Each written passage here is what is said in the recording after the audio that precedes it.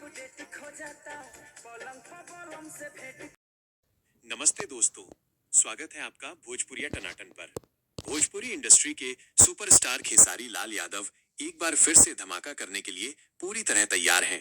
खेसारी भाई का नया गाना चुभ चुभ गड़े कल सुबह रिलीज होने जा रहा है।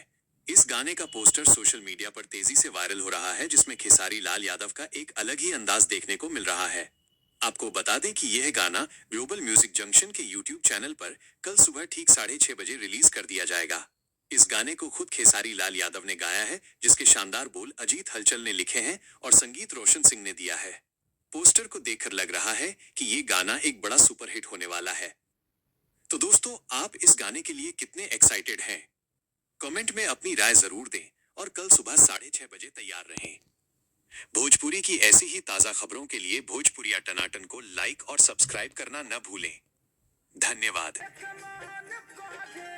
डोलिया में जुबन चुभ चुभ चुभ गड़े चोलिया में जुबन चुभ चुभ चुभ गड़े चोलिया में।